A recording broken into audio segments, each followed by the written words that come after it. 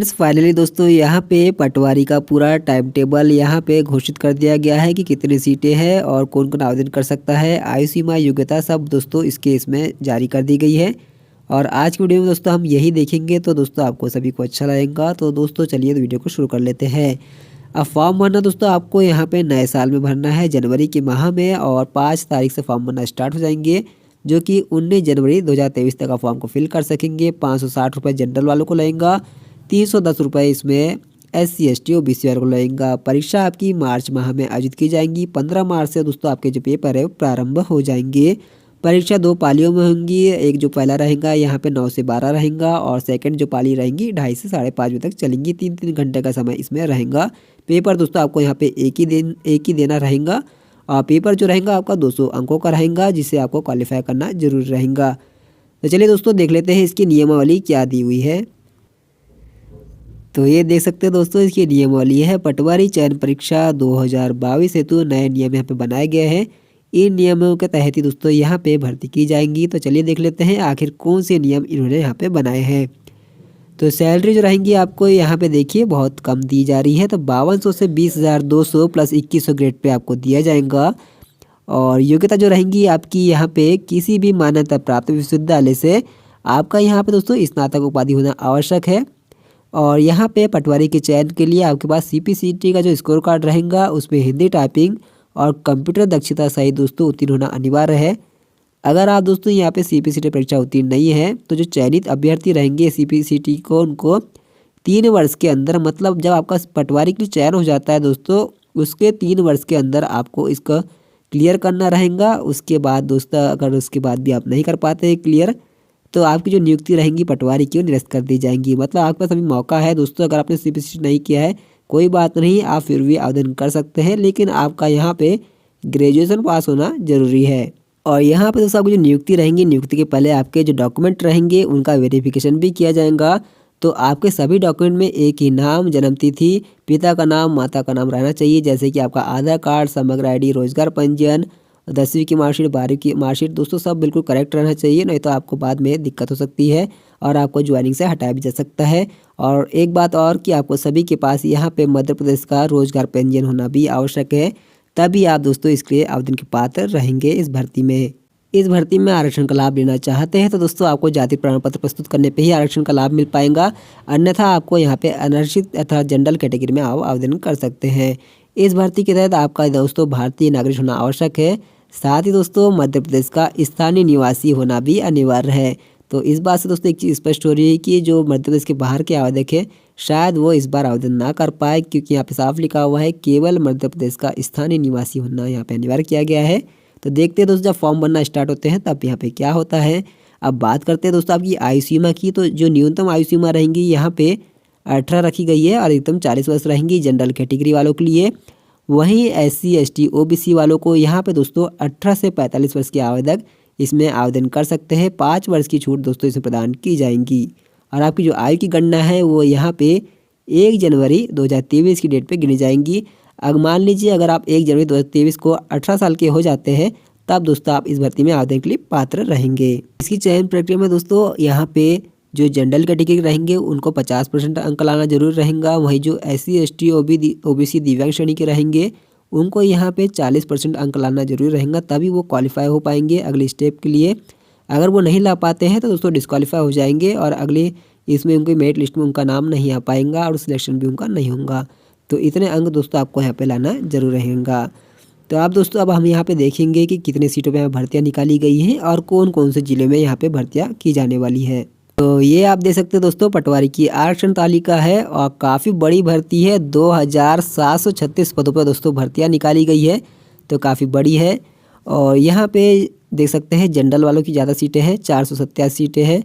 और फिर यहाँ पे दोस्तों महिलाओं के लिए भी अलग से सीटें रिजर्व है, भूतपूर्व सैनिकों में भी है, संविदा कर्मियों की भी दोस्तों यहाँ पे सीटें रिजर्व की गई है। तो यहाँ पे काफ़ी सारे लोग यहाँ पे आवेदन कर सकते हैं। तो EWS वाले, SC ST OBC वाले अपनी कैटेगरी के अनुसार दोस्तों आपको इसमें आवेदन करना है। अब इसी के नीचे दोस्तों यहाँ पे आपको देखने को मिल जाता है कि किस जिले में कितनी सीटें कौन सी कैटेगरी की खाली है। तो आपकी जो कैटेगरी है दोस्तों आपको उसको यहाँ पे देखना होगा। मान लीजिए आप यहाँ पे OBC के हैं और आप मेल हैं, तो आपकी यहाँ पे जैसे कि 3 सीटें आपको दिखाई दे रही है, ये हम देख रहे हैं यहाँ पे श्योपुर का। तो श्योपुर में 17 पद है, तो आपकी जैसे ओबीसी की यहाँ पे 3 सीट है, तो आपको एक दोस्तों अलग कॉपी पेन लेना है और नोट करते जाना है कि किस ज़िले में कितनी सीटें हैं और कौन सा ज़िला दोस्तों आपके यहाँ पे आपके ज़िले से नज़दीक पड़ता है और आप वहाँ पे काम करना चाहते हैं। अब उसके बाद जब आप दोस्तों फॉर्म भरेंगे ऑनलाइन, तो वहाँ पे क्या रहता है, आपको प्राथमिकता के अनुसार दोस्तों क्रम अनुसार वहाँ पे ज़िला चुनना रहता है कि किस ज़िले में आप जॉब करना चाहते हैं, तो क्रम जमाना पड़ता है और उस क्रम के अनुसार आप दोस्तों फिर आपको नियुक्ति मिलती है। अगर आप सही सही क्रम जमाएंगे तो आपको सही जगह पर नियुक्ति मिलेंगी। अगर आप कुछ भी फॉर्म में फिल कर देते हैं, MP वाले की दुकानों पर छोड़ देते हैं, तो आपके साथ दोस्तों बाद में आपको दिक्कत आ सकती है, इसलिए ऐसा ना करें। यहाँ पे इसकी जो तालिका दी हुई है आरक्षण तालिका, इसे देखते जाइए और अपनी सीट के अनुसार एक कॉपी में आप लिखते जाइए। अब जैसे यहाँ पे देखिए मुरैना में आप देख सकते हैं, मान लीजिए ओबीसी की यहाँ पे 2 सीटें हैं अगर आप पुरुष है। अब महिला देखेंगी यहाँ पे, तो महिलाओं की कितनी है, 0 सीटें, तो महिलाओं को मुरैना को यहाँ पे नहीं चुनना रहेगा। तो इसी प्रकार से दोस्तों आपको एक कॉपी पेन लेके अपना लिखते जाइए और फिर उसके बाद ही दोस्तों आप वहाँ पे आवेदन करेंगे और अपना लक्ष्य तय करेंगे। तो अब इसी प्रकार से दोस्तों शिवपुरी में यहाँ पे 29 पदों पे भर्ती की जाएंगी।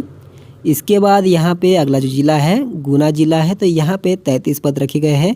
इसे मैं दोस्तों अपने टेलीग्राम चैनल में डाल दूंगा, तो वहाँ पे भी आप इसे अच्छे से देख सकते हैं। फिर यहाँ पे दोस्तों अशोकनगर में 26 पदों पे है। इसके बाद दोस्तों यहाँ पे दतिया में 3 पदों पे भर्ती है। फिर उज्जैन में 23 पदों पे भर्ती की जाएंगी। लिस्ट दोस्तों काफ़ी लंबी है, इसलिए हम थोड़ा सा अब जल्दी आपको यहाँ पे बताएंगे। अब देवास में 18 पद है। रतलाम में यहाँ पे 49 पदों पे भर्ती की जाएंगी। शाहजहाँपुर में यहाँ पे 32 पदों पे भर्ती की जाएंगी। फिर यहाँ पे आगरमालवा में 76 पदों पे भर्ती की जाएंगी। इसके बाद दोस्तों यहाँ पे मंदसौर में 75 पदों पे भर्ती की जाएंगी। नीमच में यहाँ पे 58 पदों पे भर्ती की जाएंगी। इंदौर में 12 पद है, बहुत ही कम है। फिर यहाँ पे दोस्तों धार में 104 पदों पे भर्ती की जाएंगी। फिर यहाँ पे झाबुआ में 13 पदों पे भर्ती की जाएंगी। अलीराजपुर में 21 पदों पे भर्ती की जाएंगी। खरगोन में 100 पदों पे भर्ती की जाएंगी। बड़वानी में 100 पदों पे भर्ती की जाएंगी। फिर यहाँ पे खंडवा में 76 पद है। बुरहानपुर में 37 पद है। भोपाल में 13 पद है। फिर सीहोर में 24 पद है।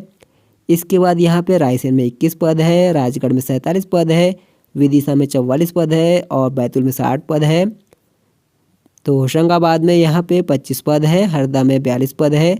सागर में 63 पद है। दमोह में 27 पद है और यहाँ पे पन्ना में 51 पद है।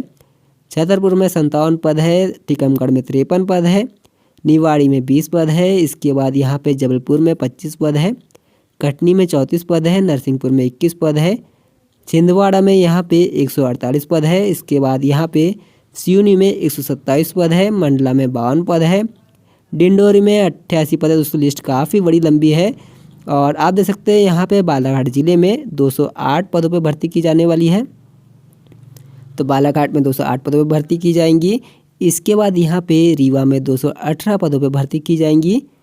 यहाँ पे ज़्यादा सीटें हैं। इसके बाद दोस्तों यहाँ पे शहडोल में 47 पदों पे भर्ती की जाएंगी। फिर अनूपपुर में 67 पदों पे भर्ती की जाएंगी। उमरिया में 51 पदों पे भर्ती की जाएंगी। फिर यहाँ पे सीधी में 56, सिंगरौली में 79 और यहाँ पे 17 में 59 हो गई दोस्तों ख़त्म भर्तियाँ। तो दोस्तों इतनी भर्तियाँ है, इतनी सारी है। तो अब आपको यहाँ पे दोस्तों देखते जाना है कि कौन सा दोस्तों आपको यहाँ पे नज़दीक पड़ता है। उस हिसाब से दोस्तों एक लिस्ट बना लीजिएगा और तैयारी दोस्तों आपको बिल्कुल आप शुरू कर देनी है। आपको बिल्कुल भी टाइम पास नहीं करना है। ये भर्ती दोस्तों आपको निकाल के ही रहनी होंगी। और अब मैं बताया था दोस्तों आपको इसकी एग्ज़ाम के लिए क्या क्या आपको पढ़ना है। तो इसकी परीक्षा के लिए दोस्तों आपको यहाँ पे तो वैसे तो आपके 10वीं की जो कक्षा तक के सवाल आपसे पूछे जाते हैं। तो नॉर्मल प्रश्न रहेंगे, आपका जनरल जीके रीजनिंग वगैरह ही रहेंगे। तो यहाँ पे देखिए प्रश्न पत्र का विवरण। तो यहाँ पे सामान्य विज्ञान, सामान्य हिंदी, सामान्य अंग्रेजी, सामान्य गणित के 100 प्रश्न आएंगे और 100 अंकों के रहेंगे दोस्तों। इसके बाद यहाँ पे सामान्य ज्ञान, अभिरुचि, सामान्य कंप्यूटर ज्ञान, सामान्य तार्किक योग्यता, सामान्य प्रबंधन के दोस्तों 100 अंक रहेंगे, मतलब 200 अंकों का दोस्तों पेपर रहेगा। अगर आप जनरल के हैं तो आप लाएंगे यहाँ पे 50% अंक क्वालिफाई करने के लिए। वहीं SC ST OBC वाले यहाँ पे 40% अंक लाना है। लेकिन 40% नहीं, आपको दोस्तों यहाँ पे 100% लाना होगा, तभी आपका दोस्तों अच्छे अंकों के साथ यहाँ पे सिलेक्शन होगा। ये मत सोचिए कि आपके जो यहाँ पे बताया गया उतना नहीं, आपको अधिक से अधिक लाना है, तभी आप दोस्तों यहाँ पे सिलेक्शन आपका यहाँ पे हो पाएगा। और इस परीक्षा जो आयोजन रहेगा दोस्तों यहाँ पे मध्य प्रदेश के इस बार काफ़ी ज़्यादा शहरों में हो रहा है। तो 13 शहर यहाँ पे दिए गए हैं। तो इनमें से दोस्तों आपको 4 शहर चुनने रहेंगे, जैसे कि भोपाल, इंदौर, जबलपुर, ग्वालियर, उज्जैन, नीमच, रतलाम, मंदसौर, सागर, सतना, खंडवा, सीधी, रीवा एग्ज़ाम सेंटर बनाए गए हैं। ऑनलाइन एग्ज़ाम होंगी आपकी दोस्तों और आपको यहाँ पे पहुँचना रहेगा। आप यहाँ पे जो भी एग्ज़ाम सेंटर डालेंगे दोस्तों, अगर यहाँ पे आवेदकों की संख्या ज़्यादा होती है तो फिर व्यापम दोस्तों अपने हिसाब से आपको एग्ज़ाम सेंटर दे देंगे। आपने चुना भी नहीं होगा दोस्तों, वो भी आपको एग्ज़ाम सेंटर यहाँ पे मिल सकता है। तो ये एग्ज़ाम सेंटर्स है और यहाँ पे हमने एग्ज़ाम का बता दिया आपको क्या पढ़ना है। परीक्षा की तिथि बता दी, परीक्षा की फ़ीस बता दी, आयु सीमा बता दी दोस्तों। अगर कोई पॉइंट रह गया है, छूट गया है तो आप कमेंट में मुझसे पूछ सकते हैं, मैं क्लियर कर दूँगा। इंस्टाग्राम में मैसेज कर सकते हैं। और दोस्तों यहाँ पे एक व्यापम की प्रोफाइल बनाना रहता है। इसमें आवेदन करने से पहले इस प्रकार से दोस्तों एक फॉर्मेट रहता है, जिसे आप जब पहली बार पंजीयन करते हैं प्रोफाइल का तो आपको फिल करना रहता है। तो यहाँ पे आपको साइन करना रहता है, यहाँ पे आपको फ़ोटो लगाना रहता है और यहाँ पे दोस्तों आपको अपना डिक्लेरेशन देना पड़ता है। ये जो ऊपर में लिखा रहता है दोस्तों, इसी को यहाँ पे फिल करना रहता है। और फ़ोटो के बारे में दोस्तों यहाँ पे लिखा रहता है कि फ़ोटो जो रहेंगी आपकी, उसमें दिनांक और आवेदक का नाम स्पष्ट होना चाहिए और फ़ोटो यहाँ पे 3 माह से अधिक पुरानी नहीं होना चाहिए। लेकिन अधिकतर लोग क्या करते हैं, जब फॉर्म भरते हैं तो कई ज़माने पुरानी वाली फ़ोटो यहाँ पे लगा देते हैं। हालांकि दिक्कत तो नहीं होती, आपका एग्ज़ाम में निकल जाता है, एडमिट कार्ड भी आ जाता है। लेकिन जब दोस्तों जब आपकी ज्वाइनिंग होने वाली रहती है तब दोस्तों कहीं कोई दिक्कत ना आ जाए नियम को लेके। तो इसलिए दोस्तों आप जब फ़ोटो यहाँ अपलोड करें तो एक वाइट बैकग्राउंड वाली फ़ोटो बनाइए अपनी, उसमें नेम और डेट डालिए करेंट का, ताकि फ़ोटो एकदम नई लगे। और उसकी 1-2 कॉपी ज़रूर रखिए, क्योंकि दोस्तों जब आपका एडमिट कार्ड आएगा तो उस एडमिट कार्ड में दोस्तों 2 पार्ट बने रहते हैं। ऊपर वाला एडमिट कार्ड रहता है जिसमें ऑटोमेटिकली पीबी के माध्यम से फ़ोटो लगी हुई आती है, लेकिन जो नीचे का फॉर्मेट रहता है उसमें दोस्तों आपको अपनी फ़ोटो चिपकाना रहता है और वही फ़ोटो चिपकाना रहता है जो आपको वहाँ पे अपने एडमिट कार्ड में लगाई हुई है। तो उसी के लिए दोस्तों आपको 2-3 कॉपी आपकी फ़ोटो की पासपोर्ट साइज़ आपके पास रहना ज़रूरी है। और ज्वाइनिंग के समय भी दोस्तों आपको वही पासपोर्ट साइज़ फ़ोटो लगती है। उसके लिए अगर आपको लगता है आपका इसमें हो सकता है तो दोस्तों अपनी फ़ोटो की कम से कम 3 से 4 कॉपी तो आपके पास होना बहुत ज़्यादा ज़रूरी है। अब मिलेंगे दोस्तों अगले किसी नए वीडियो में नई वैकेंसी की जानकारी के लिए आप सभी के लिए। तब तक के अपना ख्याल रखें। नमस्कार।